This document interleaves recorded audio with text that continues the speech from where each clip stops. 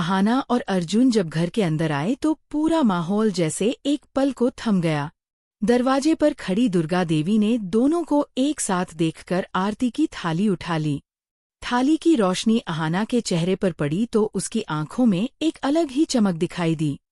यकीन, प्यार और लंबे समय के बाद मिला सुकून। अर्जुन उसके ठीक पास खड़ा था, जैसे दुनिया की हर मुश्किल से उसे बचाने के लिए ही पैदा हुआ हो।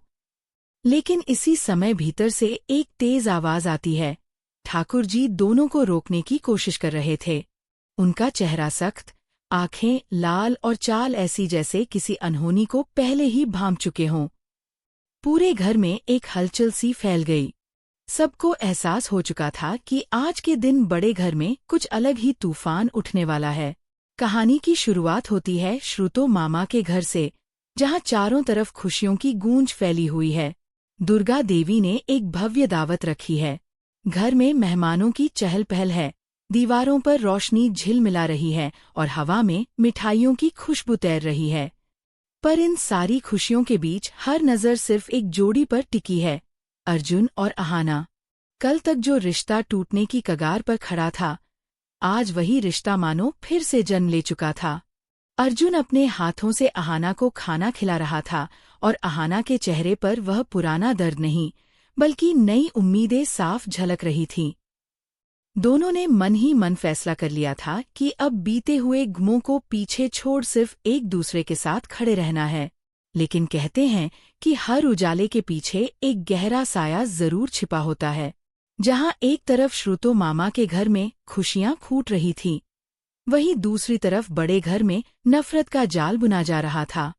पीसी मोनी और पोल्टू, दो नाम, लेकिन नफरत का एक ही चेहरा। दोनों दरवाजे पर आरती की थाली सजाकर ऐसे खड़े थे जैसे किसी शिकार का इंतजार कर रहे हों।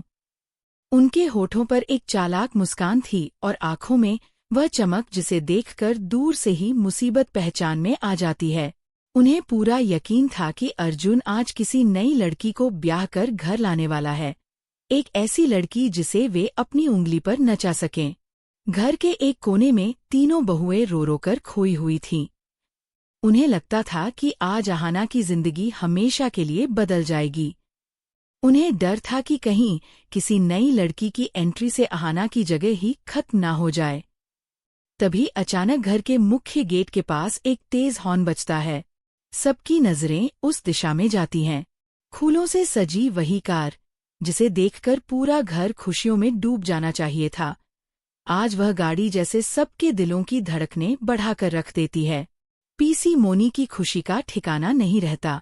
वह चिल्लाती है, आ गई घर की नई लक्ष्मी। आज तो मेरे मन की मुराद पूरी हो गई। पोल्टू ढोल वाले को इशारा करता है। ढोल की आवाज पूरे घर में गूंज उठती है, लेकिन ढोल की हर थाप के साथ जैसे डर भी बढ़ रहा था। सबकी निगाहें कार के दरवाजे पर थीं। धीरे धीरे दरवाजा खुला। सबसे पहले बाहर निकली दुर्गा देवी।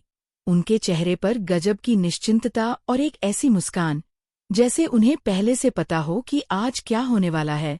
उन्होंने इशारे से कहा, दुल्हन को बाहर लाया जाए। अर्जुन ने कार का पिछला दरवाजा खोला। उसका चेहरा नर्म था, आंखें शांत और हाथ आगे बढ़ा हुआ। कार के अंदर से एक हाथ बाहर निकला, मेहंदी से भरा, लाल चूड़ियों से सजा हुआ। सबकी सांसें रुक गईं।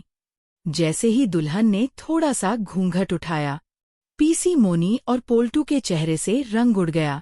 वह कोई अजनबी लड़की नहीं थी, वह अहाना थी। वही अहाना जिसे कुछ समय पहले धक्के मारकर घर से निकाला गया था। आज वह सुहागन के लाल जोड़े में सिर ऊंचा कर खड़ी थी। अर्जुन के नाम का गहरा सिंदूर माथे पर सजाए, आत्मसम्मान की बिंदी लगाए, जैसे खुद अपनी ही कहानी की रानी बनकर लौट आई हो। तीनों बहुएं चीख पड़ी, खुशी से। पीसी मोनी के हाथ काम गए, आरती की थाली लगभग गिर ही गई। पोल्टू का मुंह खुला का खुला रह गया। अर्जुन ने अहाना का हाथ थाम लिया। उसकी आवाज पहले से ज्यादा मजबूत थी। उसने सबके सामने घोषित किया, यही मेरी पत्नी है, यही मेरी दुल्हन है, और अब से यही इस घर की बहू है। ये सुनते ही पूरे घर में हलचल मच गई। पीसी मोनी और पोल्टू के सपने चकनाचूर हो गए। दुर्गा देवी गर्व से मुस्कुराई, मानो उनका बेटा आज सच में आदमी बनकर खड़ा हुआ हो। यहीं से शुरू होती है असली टक्कर, प्यार की और नफरत की, सम्मान की और चालबाजियों की। अहाना को जैसे ही अर्जुन ने कार से उतरने में सहारा दिया, पूरे घर पर एक गहरा सन्नाटा छा गया। हवा भी कुछ पल के लिए रुक सी गई। सबकी निगाहें अहाना पर टिक गईं, उस अहाना पर जिसे कभी अपशकुन बताकर घर से निकाल दिया गया था, उस अहाना पर जिसे सबने कमजोर समझ लिया था, लेकिन जो आज अपने सम्मान और प्यार की लौ लेकर वापस लौटी थी। अहाना के कदम जैसे जैसे हवेली की ओर बढ़ रहे थे, उसके पैरों की पायल की हल्की हल्की आवाज पूरे वातावरण में गूंज रही थी। वह आवाज किसी डर की नहीं, बल्कि एक नई शुरुआत की थी। उसकी चाल में अब वह हिचक नहीं थी जो कभी थी। आज वह सिर ऊंचा करके चल रही थी, जैसे अपने अस्तित्व को साबित करने आई हो। ठाकुर जी की आंखों में अविश्वास था। उनके होठों पर एक हल्की कांप थी, जैसे उनका पूरा घमंड इस पल बिखरने वाला हो। पीसी मोनी ने तो जैसे अपने नियंत्रण खो ही दिया था। वह बड़बड़ाई, ये कैसे हो सकता है? ये तो घर से निकाली गई थी। फिर कैसे? किस हक से वापस आई है? दुर्गा देवी ने एक लंबा कदम आगे बढ़ाया और सख्त आवाज में बोली, जिस हक से औरत अपने घर में वापस आती है, जिस हक से बहू अपने सुहाग के साथ खड़ी होती है। उनके इन शब्दों ने कमरे की दीवारों को भी हिला दिया। तीनों बहुओं की बंद आंखों में राहत और खुशी की चमक तैरने लगी। उन्हें लगा कि आज बहुत समय बाद घर में न्याय हो रहा है। अर्जुन ने बिना किसी डर के अहाना का हाथ थाम रखा था। उसकी उंगलियों की पकड़ में एक विश्वास था, साफ और अटल।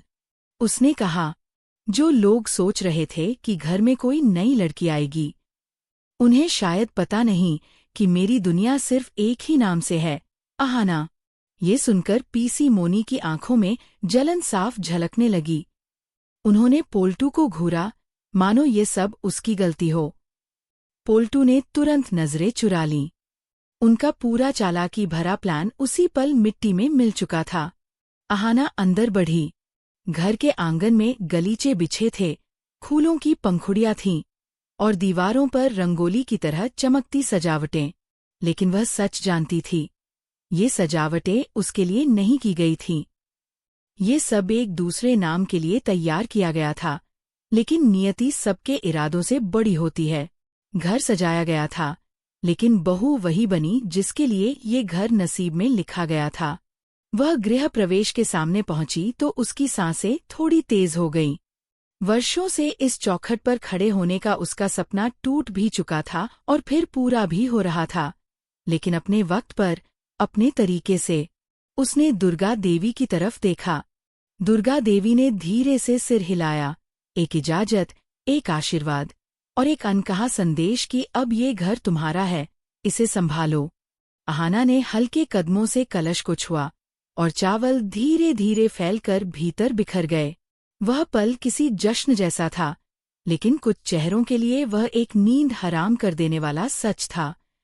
पीसी मोनी अंदर आते हुए बड़बड़ाई, ये सब दिखावा है, ये घर संभाल पाएगी? झूठी मासूमियत से कोई बहू नहीं बनता।